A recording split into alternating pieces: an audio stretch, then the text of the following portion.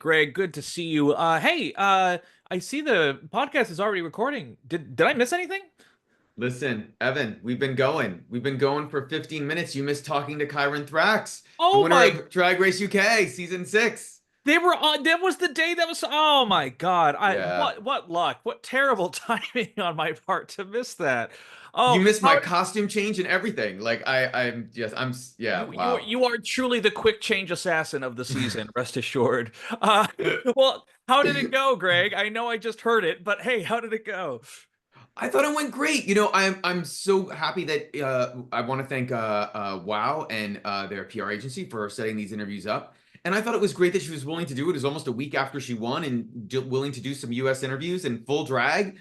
You can watch it separately if you want on our YouTube channel. But I thought she was great, and I am excited that she's excited about touring and coming to the US, and I'm really hoping that we all get to see her sometime soon, sooner rather than later.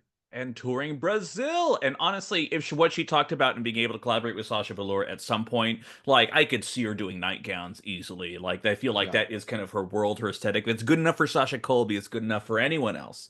But it was really cool. I think the thing I liked most about it was hearing her drama with the weight limit of what they have to bring, Yeah. because I feel like it's the thing where it's becoming a little bit more common knowledge about whenever a queen joins Drag Race, the things they have to do to get ready for preparation. To also hear that so many of her designs actually came in like last minute the day before she left, like some of the finished outfits. Like it was really cool. I thought you did ask some absolutely fantastic questions. So good on you.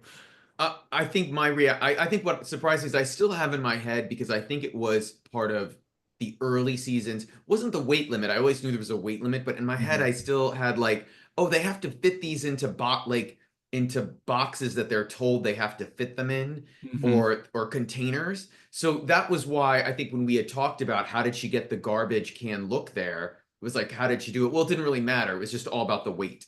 So it also, they're not getting on planes. Like they're all in London, like just Right. getting to Manchester. Sometimes they shoot in Manchester, sometimes they shoot in London. And I think this one shot outside of London, or they're about, I think. So I get it. I mean, she could just get a big Uber and like bring everything there, and they just probably wait it. I don't know. I'm making that up, Kyron. If you listen to this and that's different, please let us know if you're off your NDA.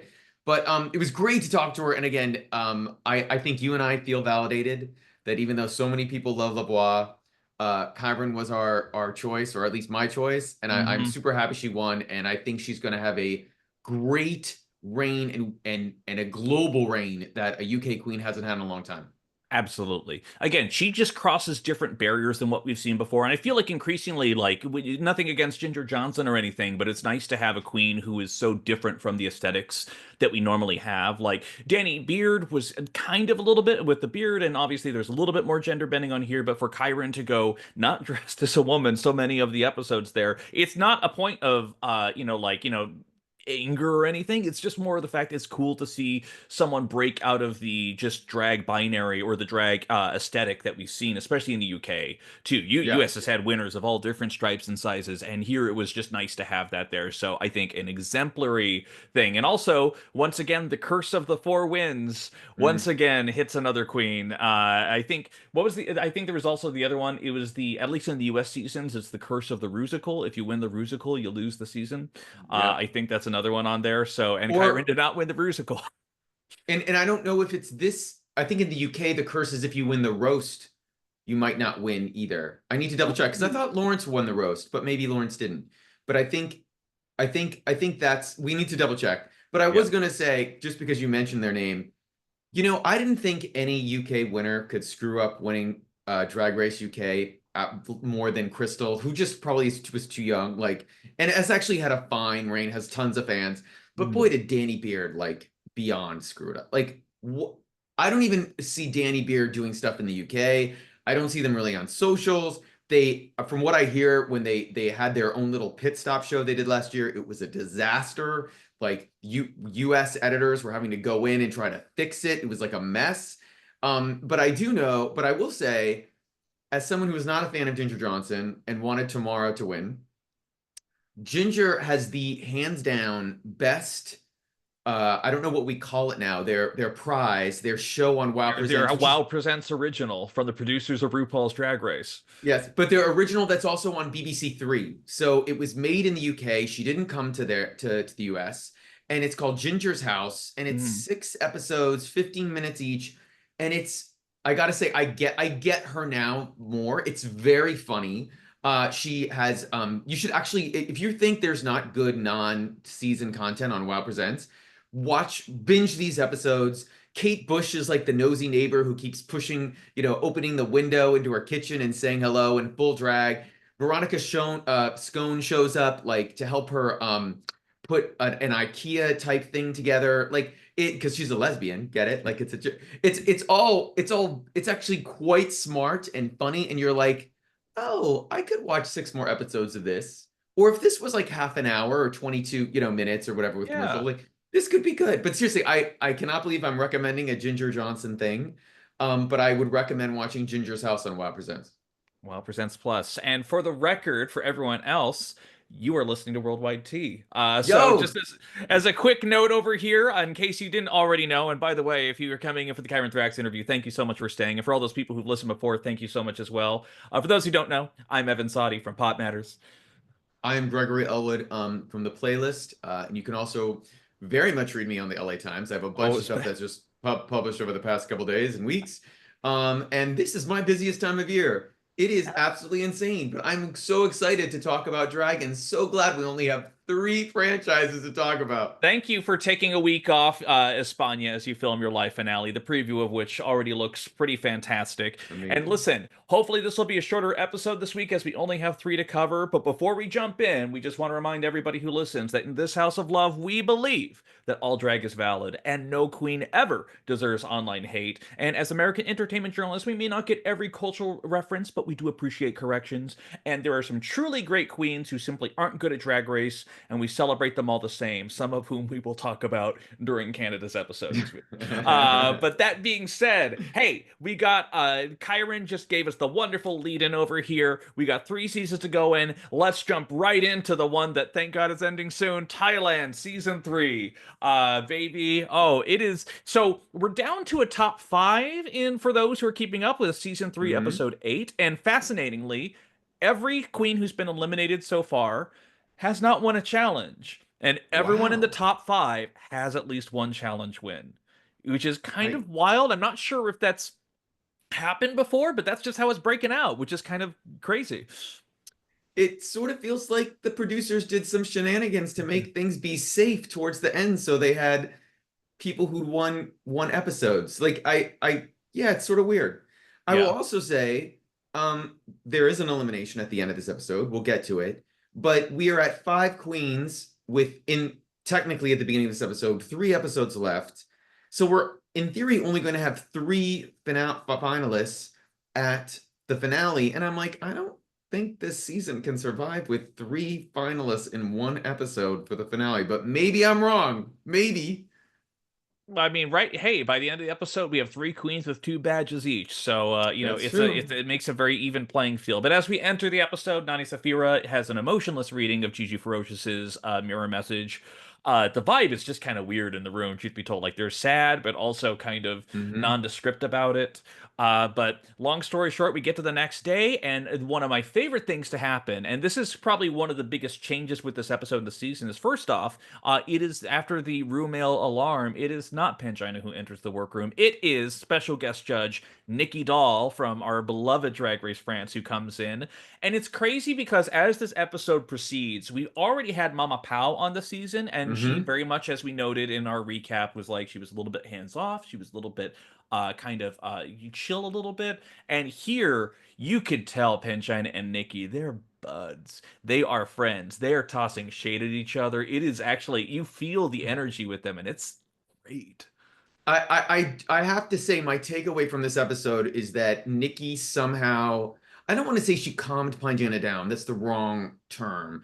But I think it She was the opened her up. first, she opened her up and she made her feel more comfortable, I think, to be herself in a way, like to not put on like whatever she thought she needed to be. Like she The wasn't as mean affectation, or yeah. like as stern in some ways. and she seemed like she was having a good time, which I have not felt like Pangina has felt like she's had for most of the season. And no disrespect, I think Pangina was super excited about doing this and shooting this, but it's you watch some of these episodes and she has felt like she not that she doesn't It's want to almost be there. robotic. Like Yeah. there's the Pangina persona that we all know so well, but then she's speaking in her high tone as she presents something the entire time. I will Hmm. also say, similarly, we have a slappy mini challenge in Down Under right there, and it's the loosest I've ever seen Michelle Visage ever. And it's the kind of thing where whatever these elements are that they're bringing in to bring out the actual hosts on there, this Yeah. is where the magic and the chemistry happens here. There's a reason why Nikki feels at home when she's hosting Drag Race France. There's a reason why Supreme in hosting España, I don't feel anything's forced. She genuinely loves being Yeah. there, and you say that about the hobbies and looking. And it's the thing where we learned this with Canada season one, where there was a different producer who was just for who's producing the judges and the queens at the same time, and now they have separate producers for each. Like it's when you force them into a role they don't want to be, it's bad television, and we got that. And when you open them up and give them even just opportunities to just be fun and free, and Mama Pow on the set of Philippines, absolutely, it's a Yeah. different vibe and it's a better show. I don't know whether they will take a lesson from this if and when we get a second or sorry, a fourth actually Thailand season, a second in this sort Mm-hmm. of context. There's all In the sorts of WoW interesting, format. yeah, there's some interesting rumors going around. But and this is no disrespect to the judges on the panel who are doing their best. And I have not thought that they've been sort of out of bounds or I mean maybe some of their maybe a few of their comments have been a little like, head scratching, but for the most part, it hasn't been strange. I feel like Pangina needs someone like Nikki to be next to her or in the show to keep her in this mood, going forward. And I don't think Pangina wants to hear that. I'm sure I would not want to hear that I'm at my best when A, B, C, and D as a person is next to When me. you're with But Evan Sawdey, Worldwide T, I agree. yeah, exactly. But I also feel like this was a big like the change is so drastic. Like Yeah. it's the energy is so much better, so much so. By the way, can we just skip the terrible puppet? Like I love the puppet challenge, but it was so bad. This is the one part of the show this season where I was like, I don't get any of what they're talking about. None of Wrap it these up, jokes. girls. Yeah. Yep. I know. I but and Well, I because don't mean to skip ahead, but I was going to make the point I was going to make was when we get to the workroom, Pangina is in such a good mood. She has one of the best moments of the entire season with Nane Safira, and we'll get to that. But but that moment told me like, oh, this day was like a day. Like yes. she was in a great mood this day. Absolutely. And again, I think it is to the degree like we talk about, what are the elements of a truly great drag race season if we're going to break it down. Some of it is challenges too. Let's give credit to Hmm. Canada's Drag Race for always doing the innovative experimenting, trying things outside of formula that tend to work or at least be interesting. Some of it is casting. We could talk about how the challenges on Down Under this season aren't really anything new or special, but Yeah. truth be told, they have the best cast they've ever cast in the history of this program. Like they've always had some stars out there, but sorry, Coco Jumbo, oh my good gay girly god, is not going to necessarily, Mm. light the fan base on fire. And then I think the other element here is actually having an active judging panel, because when you have Dudu Bertolini being the wackadoo person that he is versus Oscar Madrazo, or in this case with Thailand, Shah Diary of Tootsies, it's just they're giving nothing on here. And it was nice to see on Yeah. the panel, actually low key, we'll dive into it with Down Under, Yeah. the straight guest judge that they had laid some tea on there. This was like when Blondie showed up and was criticizing you don't wear the same boots in the challenge that you do on the runway. Like I thought it was some really good stuff here. So yeah, this is if anything, as you note, if there are lessons to be taken, shake up the panel. They've done it in seasons Yeah. before, and it's worked out okay. I don't know if they can bring in some. I feel like Pangina, even though she's a Thai queen, she owns a club in Bangkok. Like she is Multiple. that is Yeah. her life. But there's a comfort for her when she is around another Rue girl that I Mhm. cannot explain. And I don't know how they do it. There's no jiggly that works for Thailand. And I'm not sure. And I'm just being true. Like there's no other US queen with ties to Thailand that could make it work. And Nikki's not can't be there all season, and that's not fair to Nikki. But because let me tell you, the pay would not be worth it. But I don't know. We should go on to the challenge of the episode because I didn't want to spend that much on it. But it was nice to see that Thailand, like you see, like, oh, it could be good. It could be good in the right context. Absolutely. So the terrible puppet challenge happens. Spicy Sunshine Yeah. wins. Great. And hey, if you're going to win a mini challenge, good chance you're going to go home. I don't know. Or at least be in the bottom. Maxi challenge. It is the makeover. Some guests from Bangkok Pride, which is awesome. And this time it is a feather-based outfit that they have to create. And the people they're making over have to be the drag mothers. It's a mother-daughter relationship they effectively Yeah. have to communicate on there. So not sister. There still has to be family resemblance, but it's a very specific relationship they're going for. As they are going through, like, these are just, people from an organization, and they, during the Mhm. conversations they talk about, representation. Like it's nothing, nothing as remotely emotional as the Indigenous conversation we had in the workroom for Canada last week, Yeah. which I've told so many people about. Absolutely must see television. But the great part is when they start coming around and they're talking about the different drag daughter names for Mm. people. And Nane Safira, this hot little Well, wait, number. your context is a little off. So the Yes, context was each of the queens are coming up with their drag daughters, and drag because mother. I'm guessing Yeah. out of the thousands of listeners we have, maybe 0.1% are watching Thailand, and they're just getting their picks for votes. But it's the moment in the workroom where the host, says, "Come up and talk to me about what you're doing this week." Yeah. And there'd been some good, stuff. Frankie had come up, and but one of the last ones to come up was Nanny Safira, and her drag daughter in this context is clearly the most Senior. iconic, charismatic out of the five that could have come in the most deadpan, like Yes. quiet way. And Nanny Safiri, who I think is 30 or over 30, maybe, Yeah. is going to play the daughter. And Nanny Safira's clearly younger paired daughter is going to play her mother. And that already sets Pangina like, what is going on here? But Pangina asked them about their names of their characters, you'll have to tell me what was the name again? It was so funny. Well, so first off, she was not a Safira, and her daughter was going Yes, to be named Nina Safira.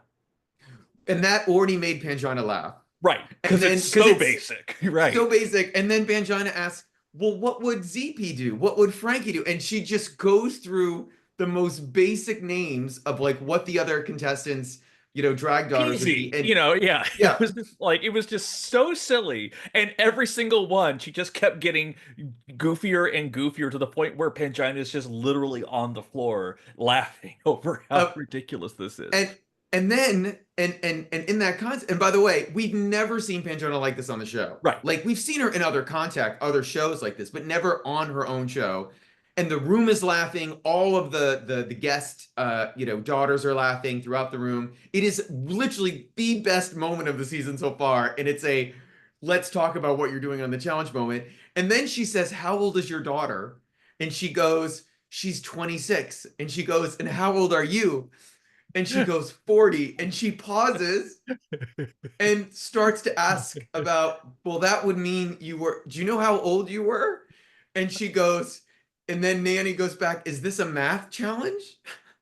And then her drag daughter goes, I now know my husband is an accountant, which is shade at Nanny. And literally that is when Pangina falls on the floor. The whole room is in hysterics. And you're just like, this is the show we could have had. Yeah. Like these queens can be funny. And we'll all take a step back and say, listen, they were redoing this show after 6 years, Yeah. 6 years of never doing it before, effectively restarting it. But this is probably where WoW was like, oh, we can invest in another season. This could be good. Yeah.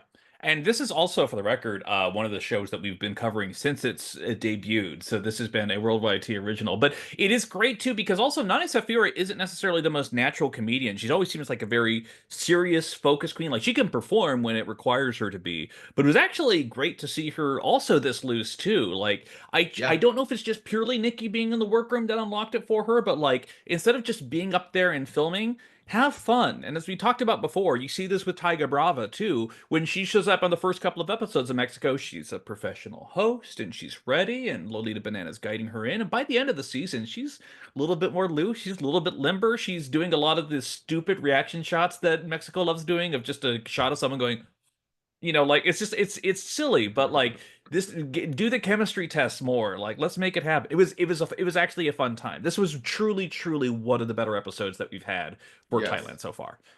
And by the way, on the Thailand curve, like this is not like best episode. Like this would not be the top 60 episodes of any drag race of the 100 episodes this year. Well, while we were talking about it, let's get to the actual runway itself because Yes. I need your thoughts. I have Ah, my thoughts. The category is mother and daughter feathered together, with special guest judge Nicky Doll on the panel. So let's start. Godland comes in. She has this.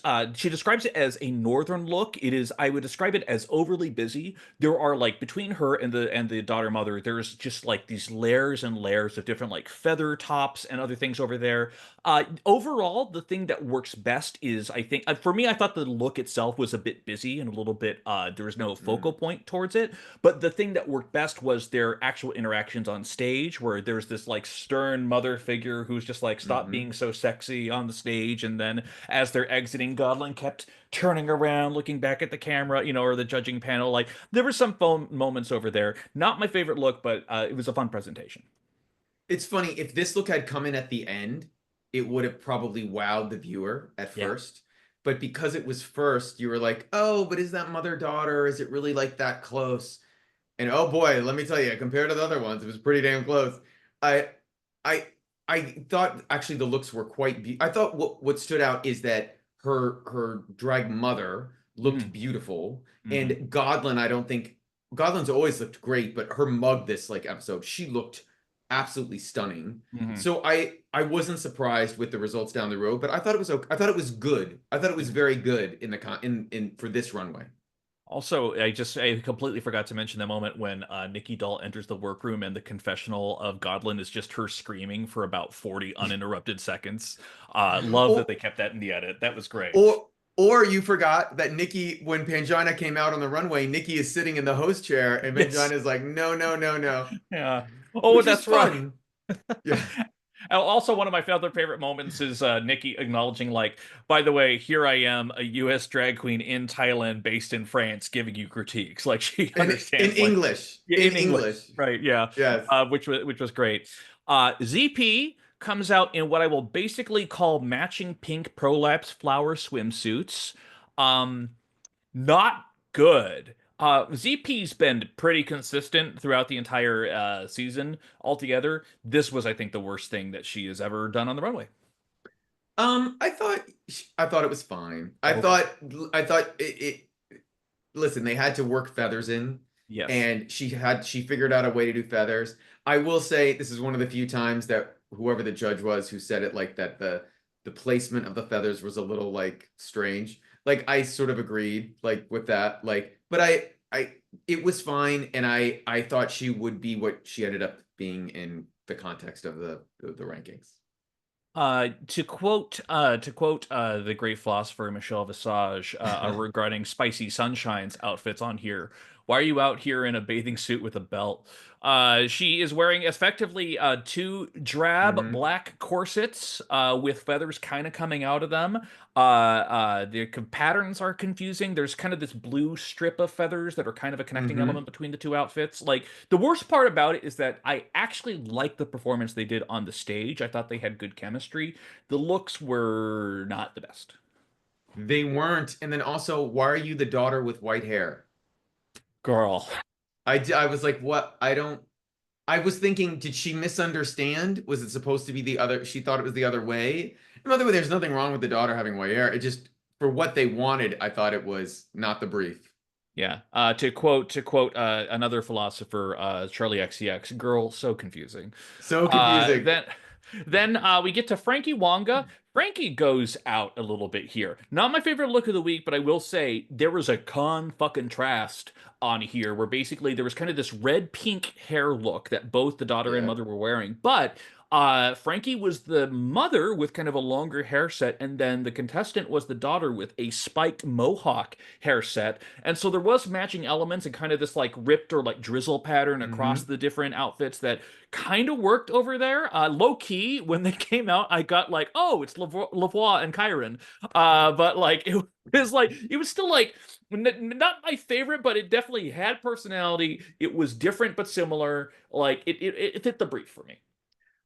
I I loved the dog. So she did it the other way. I thought the brief was you were supposed to be the daughter and the mother was supposed to be the contestant. I got this. Maybe they had flexibility and we just misunderstood from how they pitched it, but that's how it felt like um how it felt, and maybe not, maybe it could have been any either way. Maybe that's why ZP was had the white uh wig. Maybe Hmm. we're missing this. But my bigger thing going back to Frankie's was that it just was too different. Like Yeah. it wasn't close enough. You didn't believe this was the daughter of this person. And I also thought what Frankie wore was sort of the worst thing she's worn all season. I did not love the print on the dress. I did not look completely finished. And I thought she needed to make her, she didn't need to, she made her own character too much in the background to what her daughter was. And that's Hmm. why I was like, oh, you're not winning this. And then, by the way, we eventually get to her like, I thought I was winning this week. And I'm like, Frankie, why did you like a little delusion for the first time from Frankie? I thought, Yeah. Well, I mean, again, as we talked about, I love Frankie. She's needs to be yeah, the winner. There's no other option. But I mean, she still was also joined in the whole fucking Sian Prushi fight, so we'll always be a little bit demerits on there. But yeah, again, we'll have a full autopsy of the season at some point. yes. It'll be brutal. But then we get to Anani Safira, who dresses like Pikachu. And which is the low key. I'm not even gonna lie. Like it's kind of crazy that she has, and I will say it is a Pikachu-ish, like you bright yellow, black tips on the shoulders kind of look over here, which we already saw Pangina wear earlier in the season as one of Yeah. her runway looks. And so she had this feathery thing, like there was feathers going down the back, and there was different shapes towards it. It was it sucks that Pangina had already worn something similar to it. I didn't mind it. I think the judges hated it a lot more than I did, though. I didn't understand why the judges hated it so much. I Yeah, don't know. they called it unfinished. They called it Yeah. uneven. And it's just at least what we were seeing on the runway. Certainly, certain details may have popped out, but I thought it was fine. Not a winning look, but I thought it was fine. I mean, yeah, I think they knew who they wanted their top four to be. Yeah. Well, then they get down. The tops are Godlin and Frankie, to which Pan says of Godlin, quote, very close to being flawless, which I thought was a bit of a swing, but sure, I get it. The bottoms were ZP, Spicy, and Nane. And to quote Nicky Doll, in my defense, Pikachu is pretty juicy. Put that on the fucking bumper sticker, man. Let me tell you. It was interesting. Again, truly, Nikki had the best critiques over there. Mm. A sharp contrast to Mama Pow's, muted supporting role as a guest judge panelist. I thought it was really fantastic. But yeah, And any thoughts about the how it rolled out? one quick question, and this is not necessarily meant to be in defense of Mama Pow. She came in on a very early episode, Yes. and I am convinced there is a Vanity Fair oral history of like shooting Drag Race Thailand, and I am sure like 20 million things were going on in the background. That was why Mama was like, I am not going to like screw any. I'm just gonna do this and get through with this and go home. Like Get my that's how I paycheck. sort of took her. Yeah. Well, she was doing Pangina a favor. Like I don't. I'm sure she got paid, but it was not meant for that. Yeah. But anyway, we I thought Nikki was great, and again, it just shows that they need somebody else on that panel who has a lot, who can match Pangina's energy and bring energy out of her. Yeah. Hey, if we're gonna just keep crowning winners and putting them on the judging panel, get Frankie Wonka on there. I'm sure it's gonna be a better. Let's make that happen if we do season It four. might be. You never know. Who will they swing by Worldwide Tea? Will I show up late for that interview? Who knows? We'll find out in a future episode. But hey, the winner is Godland. Yeah, Yeah, sure. Yeah, I'll sure. take it. She's pretty. I mean, yeah. Yeah, Also, I keep forgetting, I don't know why, but it just popped when I was watching the episode. I keep forgetting she's 22. I don't, not that she looks young as hell. older, but Yeah. I keep thinking she's not a baby queen. And Hmm. because she doesn't talk like one and she doesn't, Right. present like one, but she's pretty young, even if she's been doing drag for like 4 years or however. Like Yeah. she's not there. Some of these queens on this episode are or on this season are 30 or like a little over 30. Like Mhm. there's an experience gap here, but you don't really see it from her. Like I'm sort of I'm increasingly impressed with her. Yeah, it's pretty obvious we know who the top three is going to be at this Yeah, point. It's going to be her and ZP and Frankie. And if yeah. anything happens in between, I will be stunned. But kind of surprising, the bottom two is Spicy and Nane Safira. Maybe it's just because I had such an adverse reaction to ZP's outfit. I could have Yeah. sworn she was going to be in the bottom two, but she ended up escaping because I think production maybe did not want to throw her on the chomping block, as it were, so promptly. No, I think they thought she could potentially be a winner, or I don't think they want her to have that narrative yet. Like Yeah. I don't, If yeah. if she's going to be in the bottom, it's going to be the next episode or something, Yes. or Frankie, or something like that. Since they always have to have the prove that you really deserve this kind of moment. That Exactly. said, it was actually interesting because this week for the lip sync song, it was actually a Thai song that I was familiar with. It's Oh, called "Call Me Mother" by RuPaul. And let me tell you something here. I say this with affection. Neither one of these bitches knew the goddamn words of this song. And for the no. record, hard song to do, even if you're a fluent English speaker, but Uh, oh, the mushy of the mouth. It was watermelon time, baby. It was. At one point I'm like, oh, they're losing it, and then I'm like, oh, they're both losing it because effectively it stopped being a lip sync and then truly became who does the most tricks.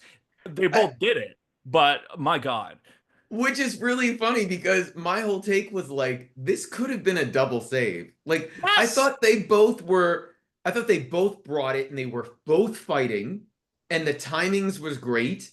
And they knew the beats of the song, yeah. but even I don't know all the words to Call Me Mother. By the way, I'm laughing because I forgot it was Call Me Mother, and then you were saying you knew it was a Thai song, and I was like, wow, I know you're a music journalist, but I'm super impressed. Like, I never would have got that. Listen, I can speak Thai fluently. Let's see here. I'm a glamazon. I'm a motherfucker. Oh wait, no, it's a different thing. But from the Clintons to the Obamas, I think that's Yeah.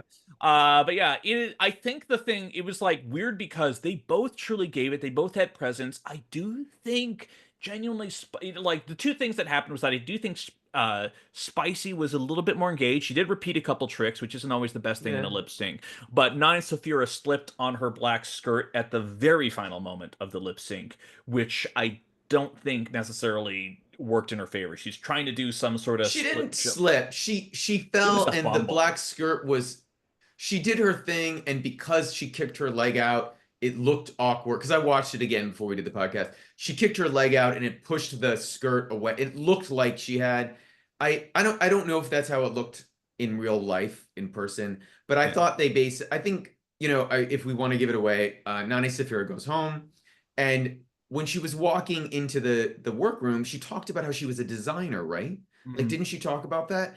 And Yeah. I immediately thought, oh, they sent you home because they don't want you to get any further because you don't do drag as much as the other four remaining queens. And I was like, that's why you're going home. Yeah, So it feels like John Fideliaga from yeah, Philippines season 3. Oh, it's a social media queen. She'll be an early out. Oh fuck, she's a competitor. Oh, maybe let's just find a way to get rid of her right now. Like it truly felt like she just didn't fit into the design that production had. also Yeah, Megyu yeah, on España. They didn't 100. think she'd make it that far. Yeah. And then when she got far enough, they were like, crap, we got to figure out a way to get her out of here. hmm Same Well, thing. and fun fact, I mean, if you ever have a lip sync assassin, you want to know a fun way to get rid of them, put them in a Lollapalooza because apparently that's how you get rid of it. With if it doesn't matter if it's Jasmine Kennedy or someone Jax. Jax You want to or send maybe Jax someone home? from Canada this week. Who knows? Maybe. We'll see. But yeah, it was kind of sad to see Nana go because she was like, I have always made clothes to make other people pretty, and I wanted to be pretty myself. Was basically her sentiment on there. It was actually it's the kind of thing where I thought she was a little bit serious in the beginning. She really grew on me over the She course of the did. season, and I low key like I her going home before Spicy kind of stuns me a little bit, but it is what it is. I'm not like the most heartbroken. I just thought, I'm not too worried about her in the long term. She is, by the way, a lesson, maybe a good one, that she one of the things, she was very shady at the beginning of the season and confessionals. And I feel as though that helped keep her there longer than maybe production thought, because she was giving them what they wanted. And Well, and now Godwin's doing that. yes, Yeah. exactly. In So fact, they now that don't need it Godwin's anymore. saying whatever production wants her to say, I don't know who's gonna win. You know, like it's just like, all right, that's By the way, Frankie is too. Like, there got yeah, to the point where they're all just like, wait, what do you want me to say? Like, how are we yeah. getting through this? Like, yeah. But anyway, we've got 2 more episodes left. What could happen? I I don't don't know. know, but all I know is Espana's taking a snoozer this week, so Yes. I'll take that. We're not out of the woods yet. But hey, now we get over to a little thing that I like to call Down Under Season 4, Episode 6. It opens, you know, they come into the elimination room, but then Freya Armani is talking about like, I'll do whatever it takes to win. I'll toss out pearls to knock him down, and it says it with zero conviction. I do not believe Freya Armani is any sort of killer whatsoever on here. We get into the next day. It's the workroom mini challenge. Michelle comes in. It is the fake bitch slap challenge. And as we mentioned before, she has never had so much fun. You could tell with some of the reads that like say something that's going to get me to slap you, and some of the things they say, like it is just, you know, Lazy Susan, like I didn't realize they were having a sale at Target, you know, like it's just these stupid things, but like she is so engaged with it. She's having so much fun. She's kicking people. She's like it is like one of the most fun times I've ever seen her truly on the in the course of the show. It was actually one of the better segments of the show. I actually thought this was one of the better episodes. Yeah. This season, again, we've talked about for Drag Race Down Under, it's been a good, adequate season. It's but on the curve. Hmm. But the season's been very like up and down and up and down and up and Hmm. down, which isn't great. But this was a good episode, and this moment was awesome. And but also again, like it's good, and then they like kick themselves in the heel because you're like, well, I guess Lazy Susan or Vibe won that. No, it was Freya Armani. Like, wait, what? For the New Jersey joke? Well, Like, I think it was to your reaction. I think she slapped her and then she kicked her on the ground and she rolled with it. So I think that was the thing that ultimately sold it. Ultimately, if we're gonna get down into the definitive reason why someone won a mini challenge for being slapped, I think they just wanted to give Freya something. Like that's what it felt like. yeah. Which it But it made was me a think, great oh, is she going to be in the bottom again? yeah. But you know, that was the line thing. But hey, they then get to go into one of the worst maxi challenges we've had so far, which is the your platypus is on fire soap opera acting challenge. Hannah Conda comes in at one Audition. point. Wait, Oh, it's an acting audition. oh yes, Remember, it's an audition. with So lines. with lines. So they're all in theory doing the same lines, which is the only thing I liked about it, is that they all had to do the same thing, so they were being judged on the same content.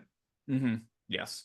So it's a nice thing. They always have to develop characters to do it. You know, maybe you want to try be a baby if you are Mandy Moobs. Maybe you want to try to be a Russian agent if you want to be Lazy Susan on here.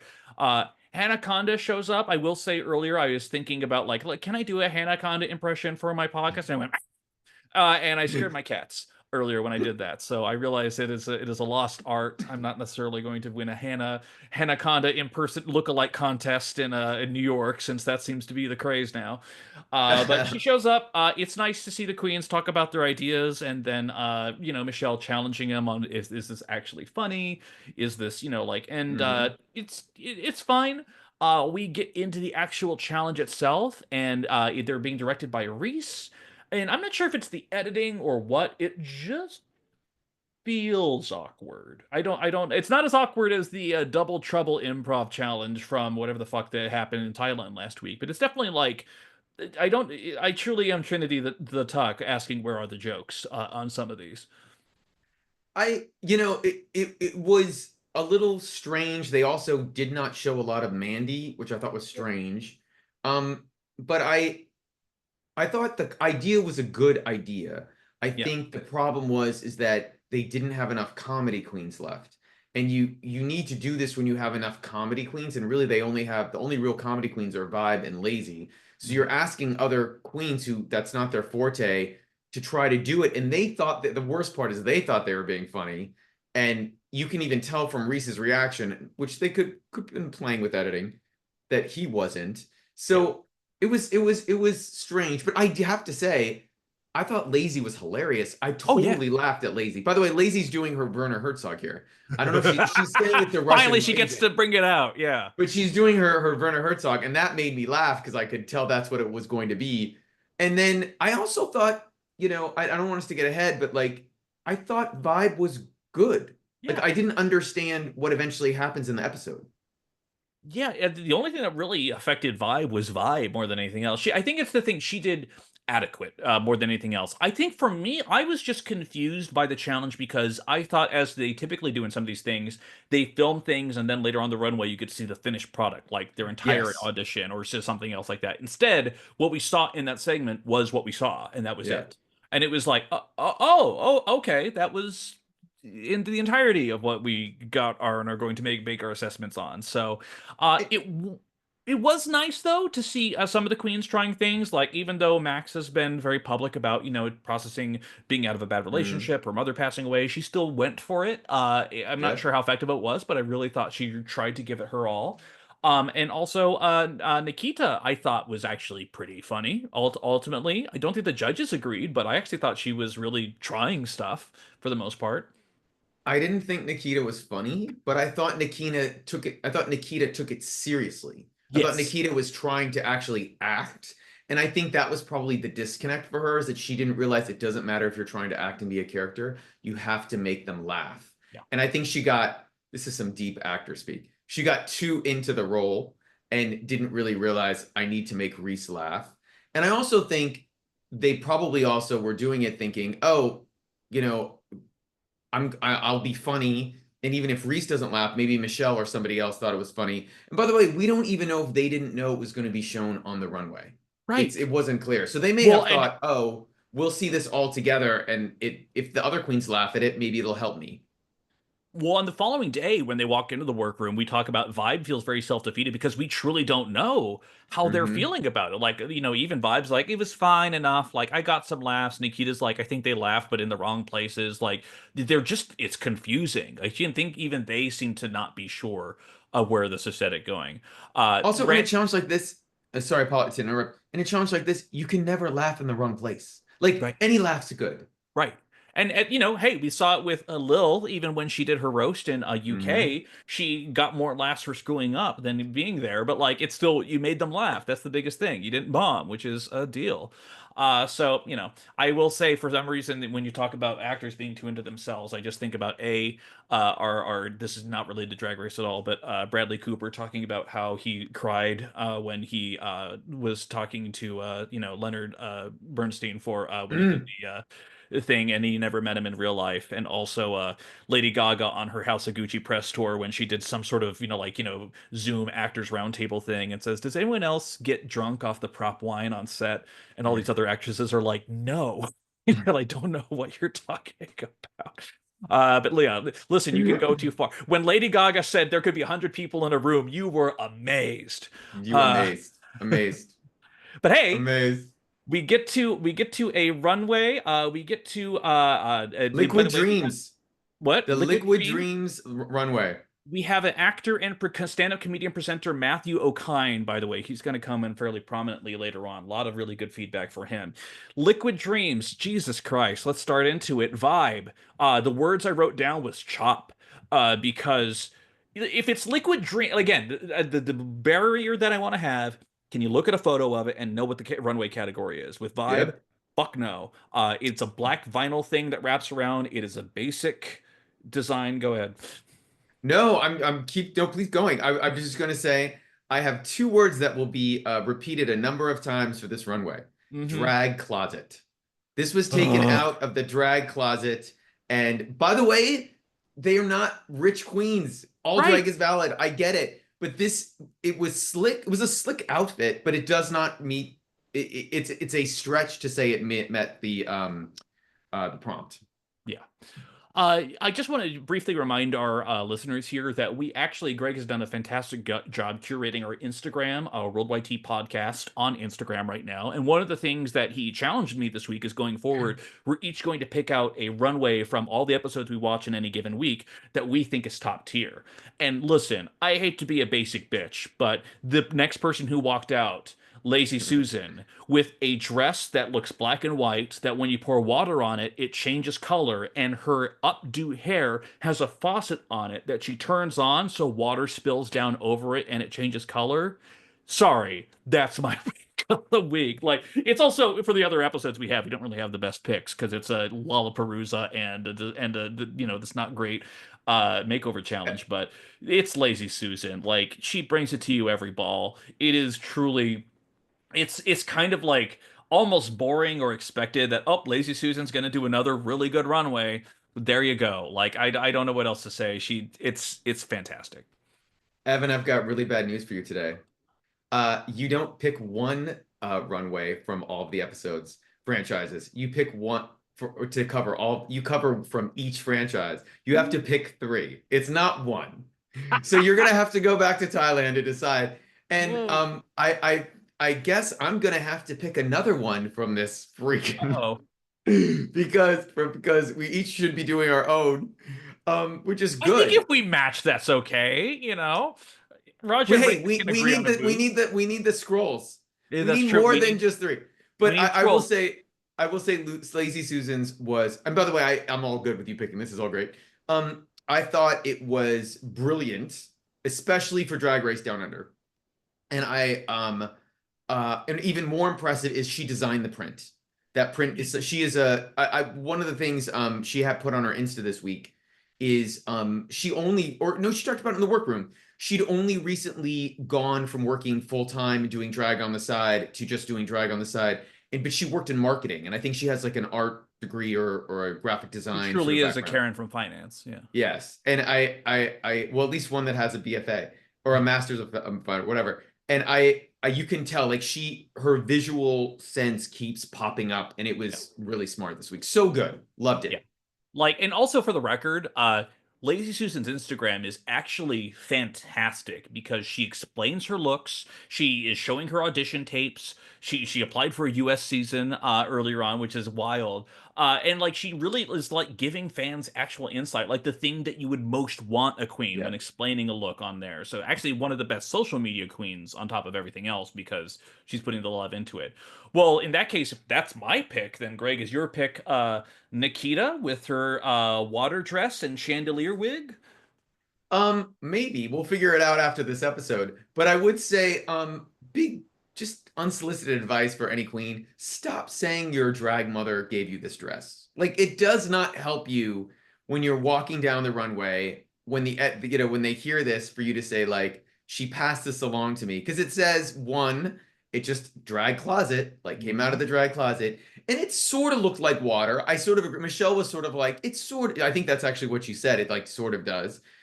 It was fine. It looked okay. I didn't think this was why she eventually lip synced, but Mhm. I it was fine.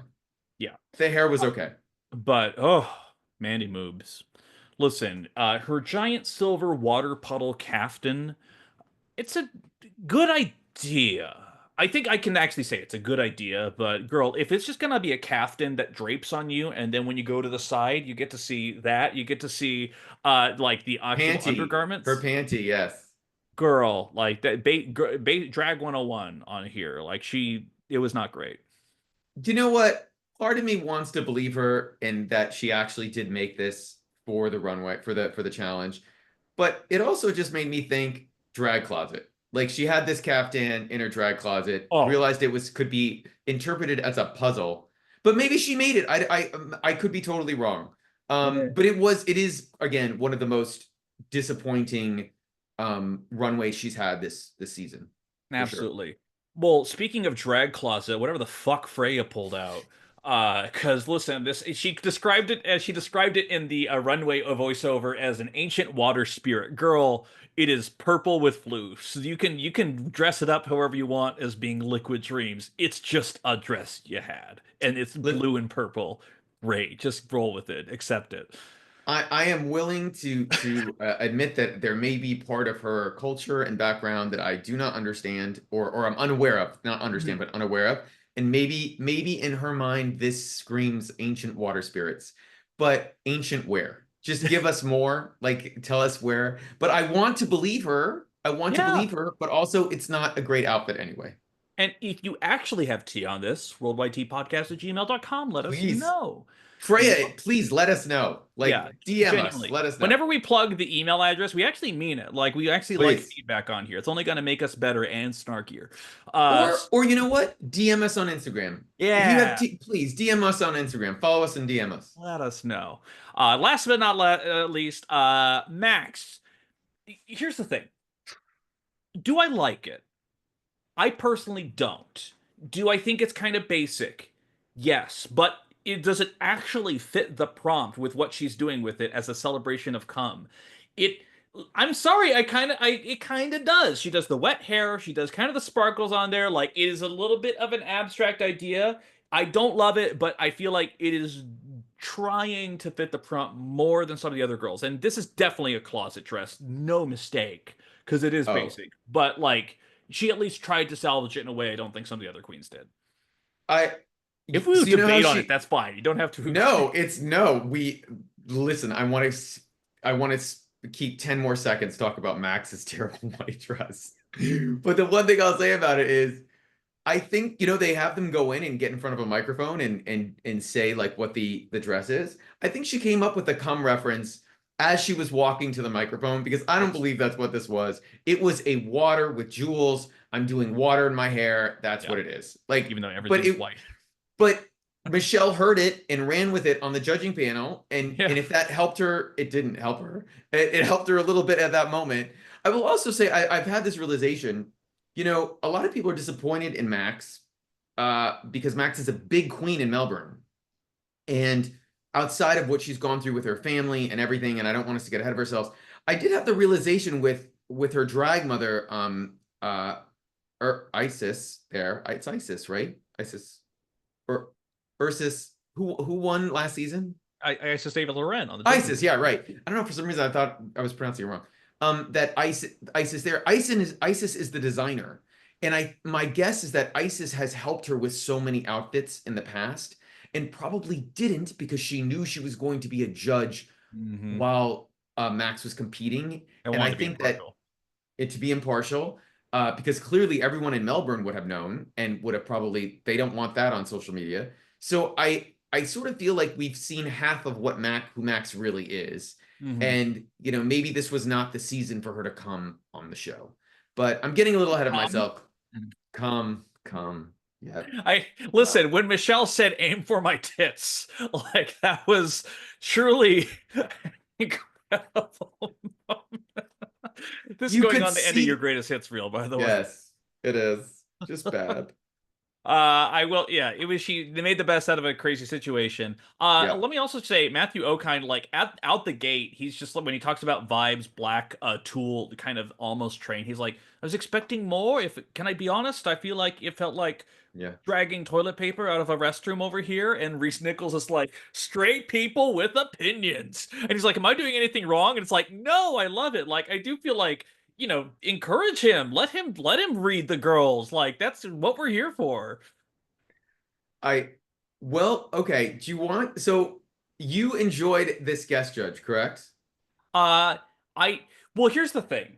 I like that he went a little bit hard, and I think whenever it comes to a guest judge, there's always that mix of people who actually love the show and those people who are bewildered that they're there.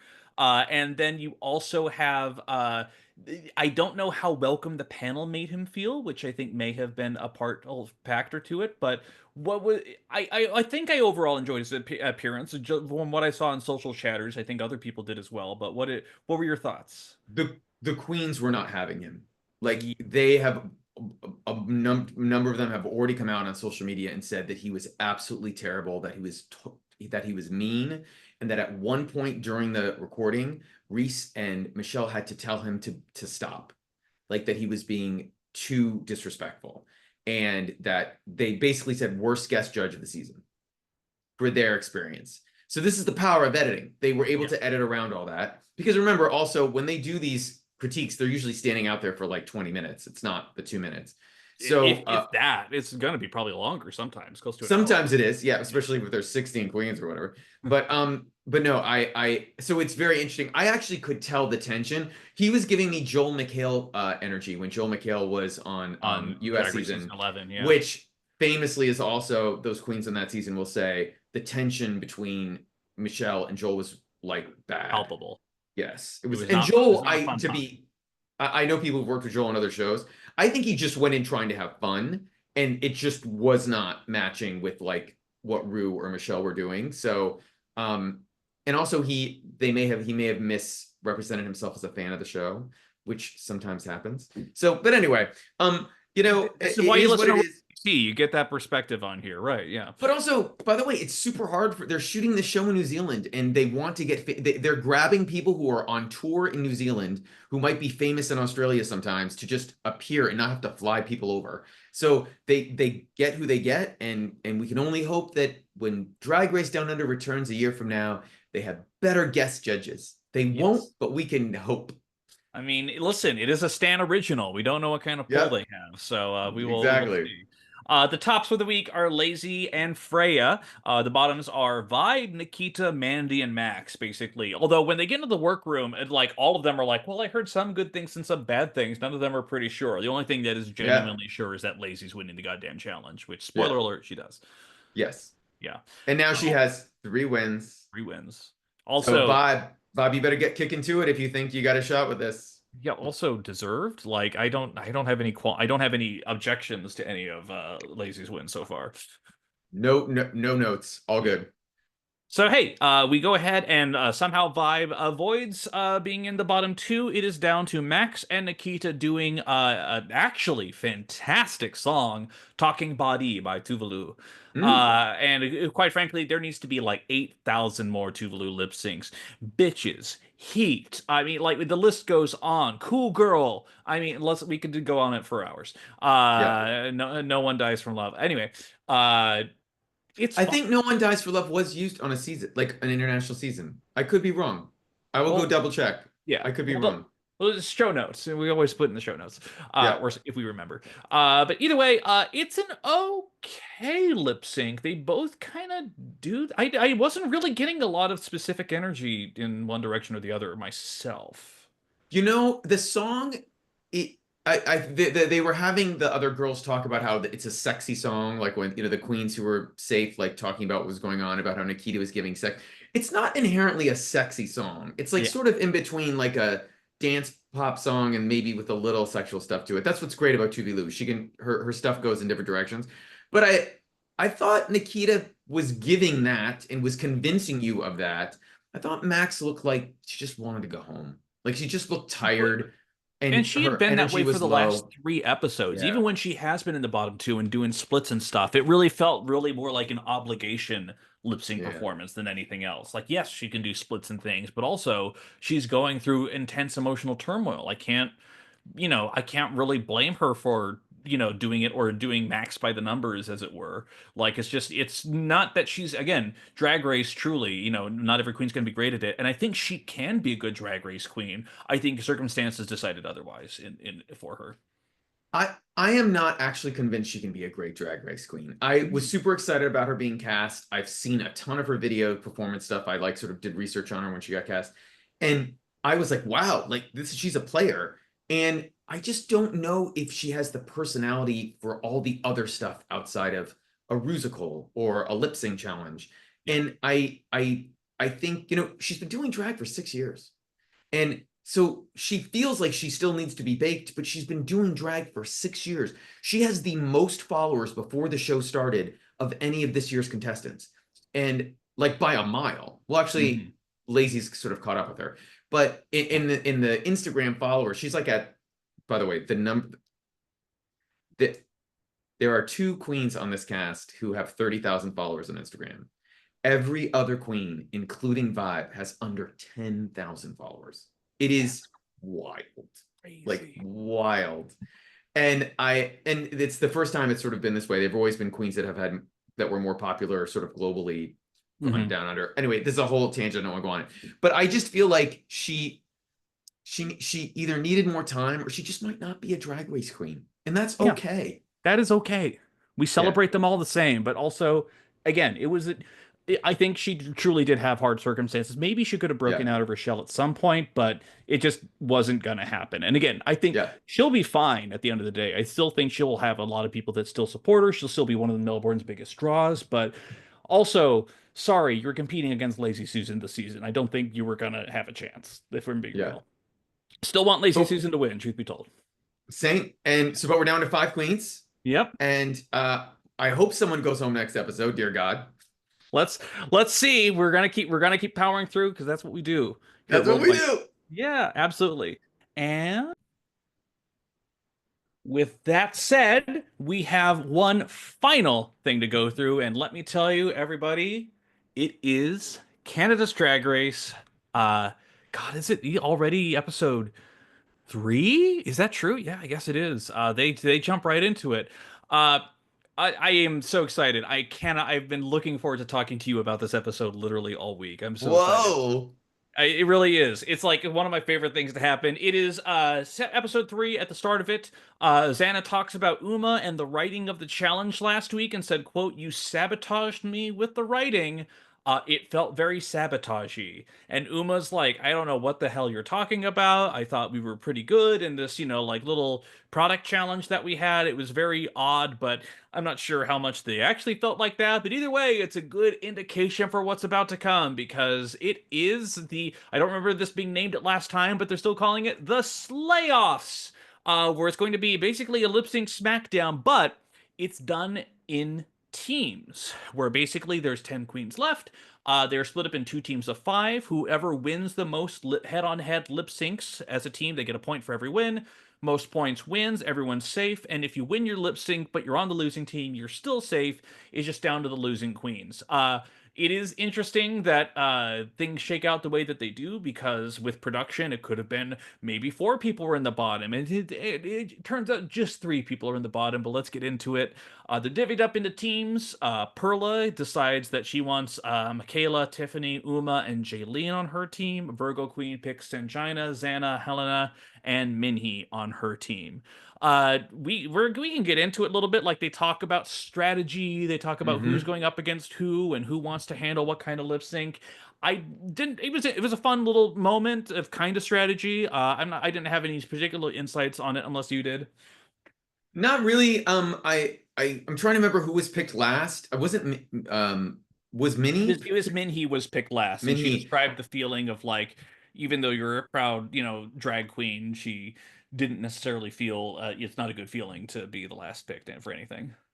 Right, and I thought that was sort of strange. I thought Minnie might have proven that she could perform before this, so I thought it was strange she was last. But they had strategy and they thought they knew what they were doing. I thought the strategy really came in when they went to the tables to sort of pick the songs and decide who was going to go and lip sync for each song because they figured out what the other team was going to do. And I Hmm. thought that was one of the more interesting parts of the episode. And I wish the US would do something like that because I feel like we don't get that sort of conversation often, like especially a competition strategy part of it. The show Hmm. doesn't sort of veers away from that in the US, and I wish it did more things like this. Well, I think the thing I loved most about this, though, is that when you're on Drag Race, technically you're competing most against yourself. Like, you can talk about sabotage or other things like that, but truth be told, like, when you're doing your Snatch Game character, are you the funniest? When you're doing a design Hmm. challenge, are you the most creative? Like, as much as you're up against other queens, it's still you and your abilities on here. Every once in a while, there's a moment when it's actually competitive, and I think as much as you want to give her hate or slander as much as you want on season 16 of US, Plain Jane played the fucking game. Which I think a lot of people gave her credit for, of just like, actually, let's see how we can actually sabotage people. And here, it's nice to see, like, you're doing a head to head lip sync. What are your strengths? What are your weaknesses? Even Minhee talks about, like, what if we throw a lip sync?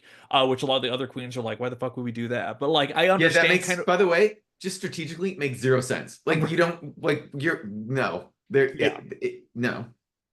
But either way, guest judge fucking Shea Coulee, who knows a thing or two about lip sync, shows up and it's looking fabulous, Yep. by the way. But either way, we get into it. It is a head on head thing. Let's go lip sync by lip sync. I have so many thoughts. Let's start with throwing out a pre-fame Alanis Morissette dance number "Too Hot," which I don't think I've actually heard before. It was No. wild, and it is Michaela versus Minhee. It is out. I think I'm just double checking the list here. I think out of everything that happened this week, it was the fucking outright slam out Oh, of e- everything. easy. Michaela is just she is television. She is everything I want out of drag. She is incredible and she absolutely destroyed it. It was so fucking great to see. I will also say that the Queen's picking Minhee last was justified after seeing this lip sync.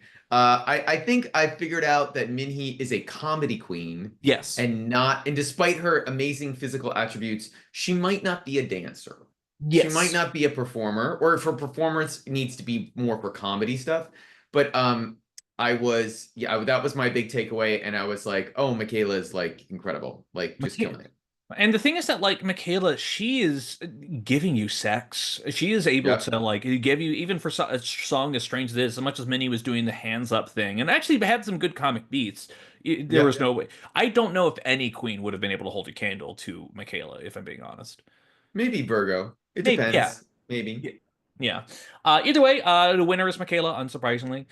So a point for her team. We go on to San Francisco by Rufus Wainwright, live from Carnegie Hall with the ad libs and in between voice dialogue over here. This one, I was so fascinated by this. So here we have Helena Poison versus Jaylene Time.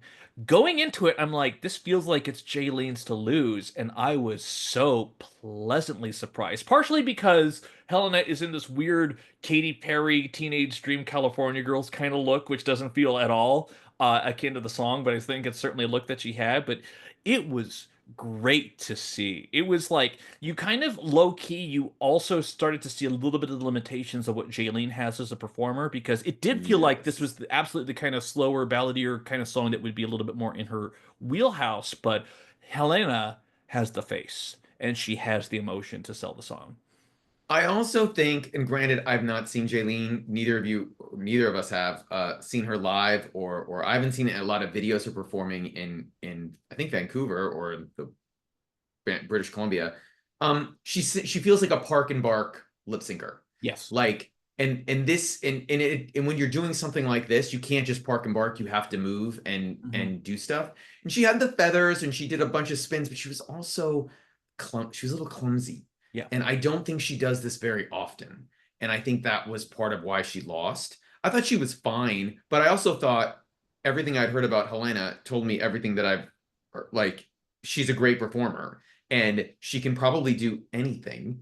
And I love how they were like, oh, I didn't one of them say like, I don't know how Helena's gonna do. I know she's just a host in Toronto. I'm like, she's been doing drag for like 8 years. You I don't think think she's she just knows a how to bingo queen. Doesn't she just sit there and read numbers? I'm like, yeah. I was like, you don't think she knows how to lip sync? She's literally been doing this for almost a decade. Like, come on. Like, I thought that was dumb.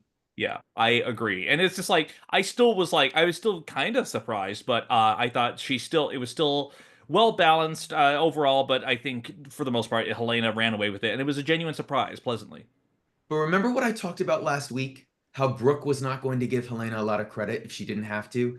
Did you notice how when she did her critiques, and I'm paraphrasing it, but she basically said something like, you went with a comedic way of doing it. It was such a backhanded compliment. But Brooke knew she couldn't. I mean, we don't know how they vote, the turn the Yeah. head, like y'all vote thing. But I was still like, oh, everything I've heard about how Helena is going to have to deal with Brooke this season is like coming to pass. So Yeah. I want this narrative to end, but I'm very worried about it. Yeah, I will say. Helena wins very obviously. Let me just also say there is still, after 5 seasons and additionally seven, if you want to count the Canada versus seasons, there is still such joy in Brooklyn's face when she's doing any of this. You Yeah. can see that she loves saying lip sync for your life. She loves saying congratulations. She loves saying chomping block. She loves saying I'll be damned. It's like it's the thing where it's like to still have a joy of what you're doing so prominently throughout it. Like you can't bottle that. Like I'm still love that she's still so excited to be here. And you know what? She also is a career drag queen who's paying for a mortgage in Chicago. So I think she's also quite happy about that too. She has a Ab gig. She has a gig that ain't going anywhere. Like it's gonna ab be back for another at least 4 years. Like it's still going strong. I know. Good on her. And not a Stan original. It's a Crave original. So we then get over to Heads Will Roll, the A-Track remix, the one that everyone knows, by the Yeah Yeah Yeahs, or the Yeah Yeah Yeahs, as I think some people said it. And it is God versus Xana. It is them bringing their drama out to the stage. And this was truly one of the more surprising lip syncs that happened. I don't, and for the record, with all her flailing and all her punk energy and just that horrid wig that she's wearing, uh, doesn't so much. She wins the lip sync, but she doesn't so much win the lip sync so much as Xana loses the lip sync, I think is how I would describe it. I don't know if I agree with you on that. So my take was Xana definitely was did not have the right energy for the song. Correct. And I'm not, and I think didn't Xana say she performs to this song after she had? Maybe I'm Yep. wrong. This was her And I was wheelhouse. like, Yeah. and I'm like, all right, well, this is a brunch performance to this song because it's not really what you would see. This song is a hipster like classic. Like this is a East Side, Brooklyn, San Francisco, Portland. Like this is not a like we do this for brunch for ladies with champagne, and that's what she was giving. And I thought you might not have liked the wig, but her look and her appearance fit the song. Like this is the aesthetic for this song. I actually Mhm. love the wig. I thought it was for her. I thought it was great, Yeah. and I thought it was only close because I thought towards the end of the lip sync you can tell that Uma's starting to do the same thing again. But for the first like 2/3 of it, I was like, oh, Uma's winning this. Like she, go ahead. Yeah, My and bad. it's a thing where like she is not a trick queen whatsoever. She's an energy Mm-mm. queen, and that's what she's giving. Xana can do tricks, however, but the problem is that for a brunch performance, all the things that she's doing is clunky. Like she's getting Mm-hmm. into the split kinda. Like she's kind of doing these like almost handstands sorta. Like it feels just off. Like she's almost overconfident. Like I don't even have to give 100%. Like Mm-hmm. the maximum, this isn't one of those Lollapaloozas where it's like elimination stacked in order. At most, you're going to perform twice this episode. You either win or you lose, and then you're in the bottom. So, like, I don't know what her strategy was of giving energy. I was pleasantly surprised to see Uma actually take it. I was a little disappointed after in the workroom when Xana's like, "Well, Uma, you won. The good for you. Points for you, I guess." And then Uma's like, I was so surprised when they read my name. It's like, just take the goddamn win, girl. Like, don't, this humble thing that you keep doing is like kind of. I mean I think I will give Uma a pass on that just Uh-oh. because I felt and I'm not a you know I have not loved Uma the first two episodes at all. Like she sort of drives me crazy. Like the eye makeup and bull like I can't. But I Yeah. did feel like if I was on stage and I was sensing this other queen doing flips and splits and I'm not doing that at all, I don't think I'm winning. Like you inherently think no matter how much I project or whatever, unless it's a ballad, like you're like, oh, I'm probably going to lose this. And so Mhm. I thought that was from a genuine place. I have not felt that Uma has, especially last week where there was a whole like where whoever the queen went after her, thinking that she like tried to screw up the challenge. Maybe it was Xana. It was maybe somebody else. No, it was Xana, right? Wasn't this their like chance to like be against each other or something? Am I Yeah, wrong? because after the workroom drama, they screwed Yes. up at the start of this morning. So Right. so there's a storyline with them. I did not think that Uma was being disingenuine. I also did think though that it wasn't just I thought she inherited the body of the song and that her choreography worked. I thought it was cool. She just got too repetitive with it at the end.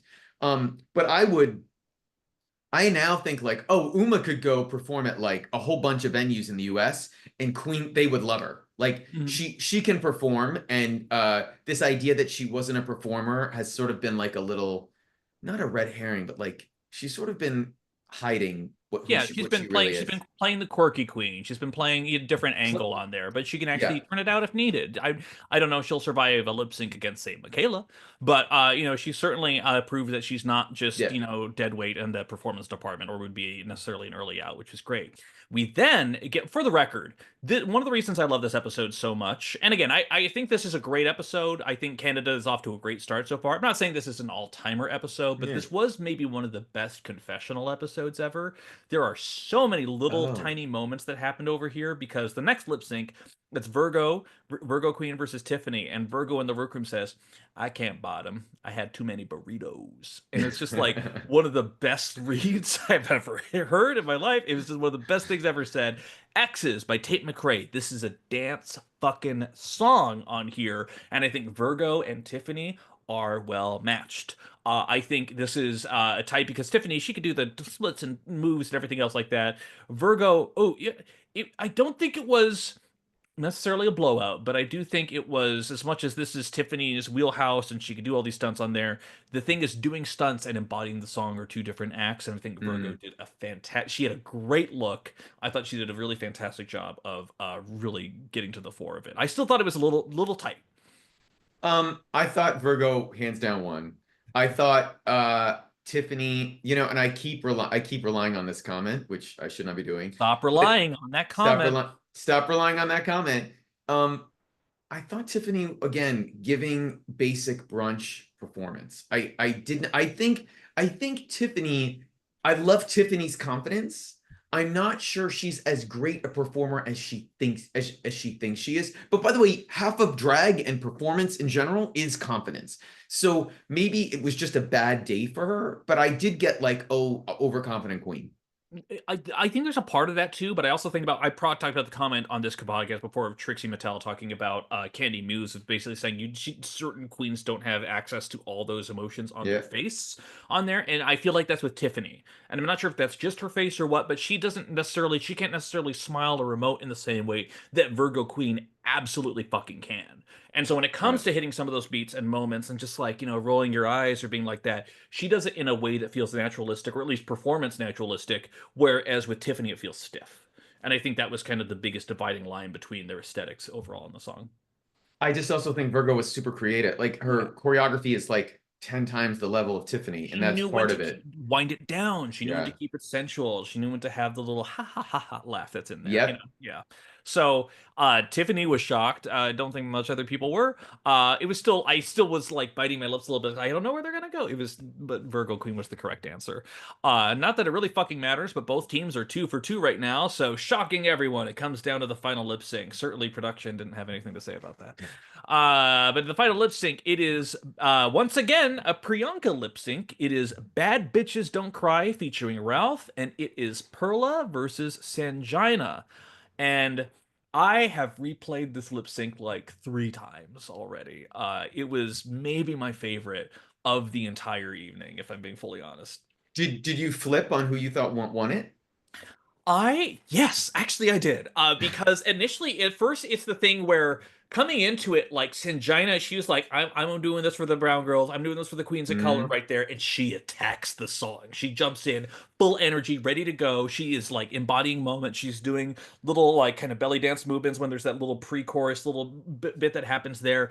But I don't know, like as much as like she's had the most up and down of anything this season, Perla was just intriguing to me. She had these facial things. Like she's not the most trick queen, but she can do this move where she just gets into a like kind of a kneed back bend type thing. And she just has Hmm. these jumps and she has these moments. And throughout the whole time, you could tell she's having fun.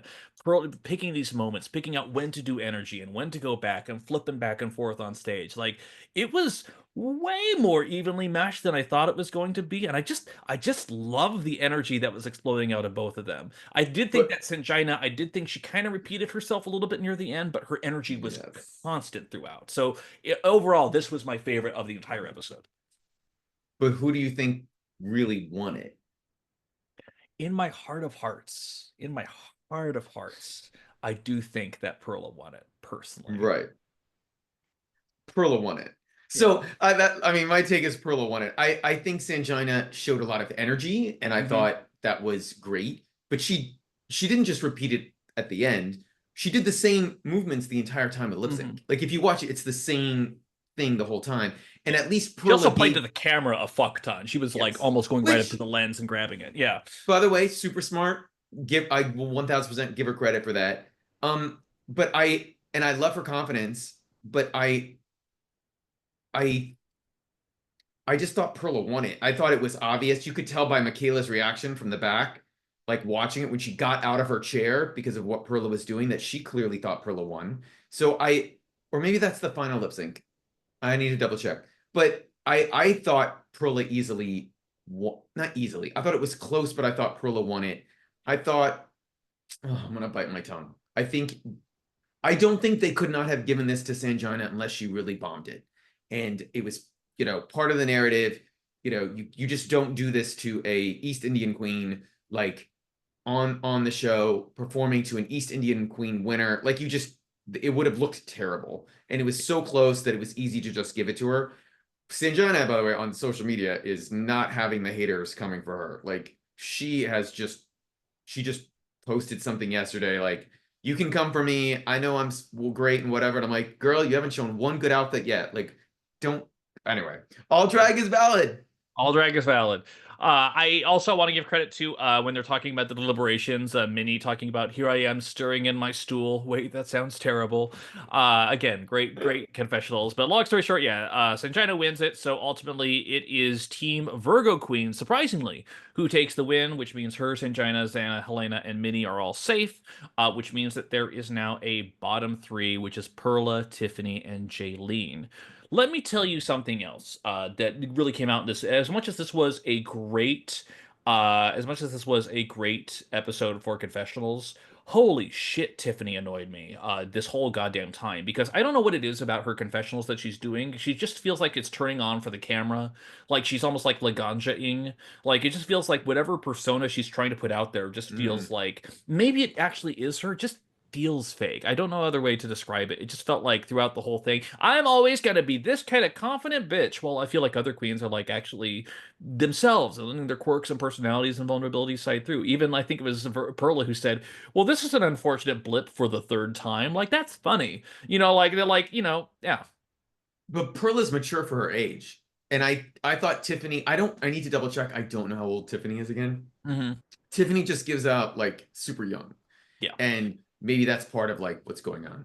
Yeah. And by the way, we apologize, listeners, for not having the ages of our queens like just handy for us Yeah, to. I don't have that. I don't have that on No, my we don't have that. We don't have those statistics with us 24/7. We don't have the technology. But listen, I did think it was funny when they're all pleading their cases too. And I know Greg, he wanted to talk about this too, because now at this point they do decide that there actually is a winner for the week. It is Virgo Queen. And therefore she gets the Golden Beaver and she gets to decide between Perla, Tiffany, and Jaylene, who is in the bottom two. So they're pleading their case. Perla says to Virgo explicitly, I did the wig on her head right now. Which is true because she is a wig stylist and she made that. Meanwhile, Jaylene, she gives this deeply emotional plea about the importance of, like her being her and her fighting on things. I think you messaged me earlier in the week. This is something you wanted to talk about specifically. I really did. Yeah. So, just to go back to Perla's thing, I thought it was funny because there was a little bit of editing fun there where Perla says that. I didn't think Perla meant it that seriously. I thought it was meant as a joke in the workroom. Like, I did make your way.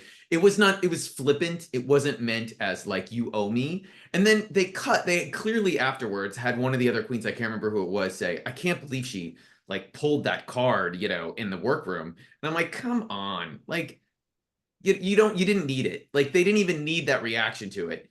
There was no drama there. Mm-hmm. But what disappointed me is Jay Lee putting this guilt trip that she needed to say because she still had so much more that she needed to give and communicate and do on the show. I thought was a little beneath her. Mm-hmm. And she is over 50 years old. Mm-hmm. And she already knows from what has happened on the first two episodes that she has done more for Indigenous queens on a show that has done a lot for Indigenous queens Already, than in any other season so far. And I just thought it wasn't, I understand that you want to fight and you want to stay, but that's not what you were saying. You were saying she was guilting Virgo into saying, you need to keep me here because I need to do something important. So send someone else home. And listen, they all go home and I get it. And it's not that serious, but I just lost a little bit of respect for her. She didn't need to do that. And we can get. Listen, I love how they all were clear. Like Tiffany's clearly going to be at the bottom, but I just was like, I that was my personal take from it. It's like you didn't need to do this, Jaylee. Right. And it was interesting too because Virgo Queen then said that she couldn't decide, that she needed to consult the rest of her team for individual opinions on it. And there were people who were like, "Nope, you absolutely need to save Jaylene." There were people that says, "Based on the performance this week, you need to save Perla." Like it was not. It was interesting to see that there wasn't a clear consensus on there. And I do want to add to that. I very much want to know if Virgo actually wanted to do that, or if the story producer says, "Hey, let's do this moment," Feel like it's because the they've latter. never done. I don't remember them ever doing that last season, Nope. where all of a sudden it became all stars rules, like But let's all vote let's on talk. Yeah, who. let's all Yeah. vote. Yeah. And I also felt that was unfair to Virgo, and I also felt like it it only helped push the narrative because Zana or Zana. Zana that Zana had had a connection with Jay Lee from the past episode. Right. They clearly knew that she would fight for her. I don't know. I did like the episode very much, but this was the little thing that just left a tiny little sour taste in my mouth. Yeah. And shocking, perhaps no one, depending based on how the edit was going on there. Ultimately, Virgo decides to save Jaylene. So that means that Perla and Tiffany are on the bottom. Fun fact, no one fought for Tiffany. Strange how that works. No one Uh, fought so, Tiffany. but they go and they do, because it is Canada's Drag Race, so we have to have it every season, a song by Avril Lavigne. We do Hot as the lip sync on here. Actually, an interesting choice because not one of her more upbeat songs. It's actually kind of a Hmm. one of her more mid-tempo-y ones, which is Yeah. interesting. But it's the kind of thing where you could tell a seasoned performer versus a new performer because Tiffany's fighting for her life and Perla's having fun. Like Perla is for being in the bottom two times, lip syncing twice now out of three episodes and winning the one in between. She is unbothered. She is happy. She is smiling. She's embodying the song. It's like, again, when we talk about, again, access to your face and being able to express those emotions, it's Perla's. It's not even a challenge for me at that point. Yeah. And to be honest, I think the moment I was remembering when Michaela jumps out of her chair, it was this lip sync. Mm. And I do think, first of all, again, second episode or out of the three where Perla should not have been in the bottom, Yep. both times, or lip syncing both times at least. Maybe she should have been low, another one. Um, but it was very obvious, and I'm happy that Perla survived. I Mhm. think one of the things that I appreciate about Perla is she is super smart, and she has vision, and she at least so far in the season it's not that she's confident or super confident, but she's sort of like a little unbothered, a little Yeah. like, okay, like it's Yeah. life will go on. Like, and I sort of like that. You get that in her confessionals. It's a very, by the way, Sasha Velour sort of like, and there's other queens who've been this way, where they try to stay as level, and also Sasha Colby, you stay as level-headed as you can. You don't let the bumps really like, you know, annoy you along the way. And I appreciate that about her. I will still say that taste level though, like she thinks she's a fashion queen. I was telling a friend about this, but like the outfit she wore for the lip sync, like as an outfit design, sure, but the color choices were not ideal. Like Well, she's and I think that's almost there. yeah, and the thing is that it's also for stage, for television and television lighting, and we've definitely talked about Yeah, Canada's lighting before, but also, man, with the way that it was done, you could see her ribs so clearly yeah. throughout it, which was definitely almost an aesthetic choice because they were so prominent on there. But I will say, I don't know what it was about these two lip syncs that she did. I really turned a corner on Perla this episode. Yeah. The fact that like she was so unbothered in both these instances, I was like, I know you already won an episode, but this is like, I'm a fan, like at this point. Like, I want to see what else she has to do. That said, Tiffany goes home, as we noted. I'm not too sad. No one's too sad. Hi. But I will say, it's the kind of thing where I think if we're talking about not necessarily who we think is going to win the season, but who we personally want to win, I still think, as much as I really like what Perla did this episode also just reinforced the thing that's been true for me since the start. It's got to be Michaela. She is still my choice to take the season so far. I still love Michaela. You love Oh my God, I know. Yes, Oh, absolutely. love, oh my God. I feel like they really want Virgo to win. It Yeah, feels like they are setting this up where they think Virgo should be the winner, and I am very curious how this starts to play out. yeah, and the thing is that just thinking about Canada's history, they've had a lot of non-white winners. In its history, I think they've actually had a very diverse set of queens who've won. The Uh, only black winner they had though was Raja, who was an American though on Canada versus the World season one. that is So they absolutely have not correct. had a black Canadian win. And That Virgo is was born in Canada, I think. I'm pretty sure. Mhm. And I think the other thing too is that when you think about it, when in the main, not the versus season, but the main seasons, maybe not Priyanka. Priyanka's more of a comedy queen, but then you think about Isis, and you think about Giselle, and then you think about Venus. It's been fashion girls almost all the way straight through to a degree. And you could say Isis kind of bends the line between comedy and fashion, but it's largely fashion based. So Giselle's also a great performer. Giselle's like a theater performer, like so she's a little bit on that. But I mean, Giselle had like people forget Giselle's runways were incredible. Like yeah, Giselle like killed that season and no one remembers, and it's insane to me. She's one of the best. She's actually a better winner than Isis, in my yeah. opinion, which no one I wants to I hear. was rooting for But Giselle the whole time. I've heard other people yeah, being like, "What a lame winner! It should have been Fierce." I'm like, you know, they but just hate Fierce French. is They good just hate television, Quebec. but that does not a They great queen yeah, make. Yeah, they just hate Quebec. They just yeah, hate Quebec. That's all it's exactly. about. I That being said, also let's not forget Isis Couture when she came back actually had one of the best crown passing over moments, the best Yes. returning looks of all time for the record. So let's just pump Yeah. the brakes a little bit. But overall, great episode. I'm still very excited for it, and that's it. We only talked That's about three it. episodes this week, which is great. But before we head out, obviously we will pick our other favorite looks that we had throughout the week as well for our Instagram. So check that out at Worldwide Tea Podcast, both there and also Gmail if you have comments as well. But we also need to talk about the thing we talk about at the end of every episode, which is our favorite queen to highlight the Rue Girl or non-Rue Girl alike. Greg, I take it you have a wonderful pick ready for us to go. I do. She's a drag race girl. She's not a Rue girl because she hasn't been judged by Rue. I am picking the queen that should have won Drag Race Mexico season one, who did win an eventual fan favorite award that they voted on online separately because she was the fan favorite and they knew there would be massive backlash because she didn't win. And that is Matraka, who is in a world of incredible artistic, creative queens from so many franchises, perhaps in the top five of visually the most stunning queen you will ever imagine. She's up there with Sasha Velour and oh my god, who's the queen from Holland who is like who I'm forgetting? It's not Keta Minaj, but there was a queen. Anyway, Matraka is incredible. She's a visual artist and performer, and her art is inspired by Latin America and indigenous folklore. That is her aesthetic, and she does so much with it. You have to follow her on Instagram.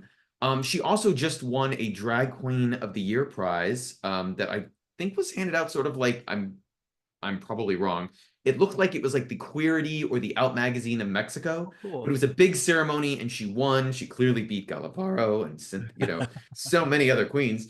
But I'm super happy for her. I the only sad thing, and this isn't sad, it's her life and it's her choice. She does not speak English. Hmm. So the chances of her being on a Global All Stars or Versus the World at this point are almost nil. But she's super popular. I know that after the first season, when she went to DragCon LA, the line was crazy for her. And she does sometimes perform in the Southwest US. She has gone to Houston and I want to say Tucson maybe, and maybe Phoenix. Or in El Paso, I think. So if you are in the Southwest US, you can, if you follow her, there's a chance you might see her in person. But just from an aesthetic, if you ever want just some daily inspiration, go to Matraka's Instagram. It is unbelievable. Awesome. That is awesome. And I think again, there are some great things that came out of Mexico season one. It wasn't I wouldn't call it a bad season, but it was definitely a show still finding its voice. And I think one of the biggest things that helped it out was the casting, because there were some actually really fantastic queens. I think Greg and I agree that season two was infinitely better. They made a lot of great improvements, and there was a lot of great queens on that season too. But fantastic choice. For me, I always love one of my favorite things that when you see it when queens come onto a new season is those ones who were designed for other queens. I Hmm. love seeing like those designers like, hey, I designed for so many other queens, I want to do it myself. We saw it in the UK with Marmalade, and you could see it here with the queen who has not been on the show as of yet, may not ever be on the show, but I'm giving a shout out to a UK designer. Actually, it was the conversation by Kyran that may have reminded me of her, and I'm thinking about it. Lizzie Biscuits. If you look her up online, she is basically nothing but a designer on here, but she has designed looks for the likes of not only Theresa May, but also Cheddar Gorgeous, and also Ruby on the Nail actually designed the look that she wore when she was at the Olympics. Which is Hmm. fantastic, and also one of the Dragula girls, Anaphylactic, as well. Oh, wow. And it's cool because she has also, much like our dear Lazy Susan, has gone on her Instagram and shown the exact design of all her looks and what went into it. Also very similar to Lucinda Mew, who I shouted out a couple weeks ago as well. But Lizzie Biscuits, I'm really excited to see what else she has cooking up, because she also does designs for queens who I'm not familiar as well. And one of my favorite things about following some of those designers is you really get to know the queens who are active and working and able to afford some of these designers as well, and see Mm. what they're doing, because it doesn't matter whether or not they make it to Drag Race. It's just fun to follow great drag. And that's part of the reason why I think it's also good for you, if you get the chance, the Worldwide Tea Podcast on Instagram too, because we are posting stuff every single week. It's really, really fun. And hey, while we're at it, I'm not sure if you heard our interview with Kyran Thrax at the top of the episode, but let's talk about Kyran's pick as well. Sophia Stardust, her sister, part of Team Kyran, who helped get it out there. All of those links will be in our show notes, and we will post it on the Instagram as well. We will indeed. Thank you guys all for listening. We did under 2 hours, but I think we probably with the interview went a little longer. But thank you for being with us and listening. Yeah. And next week we swear it'll be an hour and a half. You won't have to listen to the podcast in two parts. Yeah. It's going to be a fantastic time, but thank you everybody for there. And also, quick shout out to our friend Kyran Thrax for swinging by. Thank you so much. Thank you, Well, for making that happen as well. And you did a great job, Greg, truly. Thank you, and hopefully we'll have more interviews in the future. Absolutely. All right, take care, everybody. Let the music play. Bye bye, guys.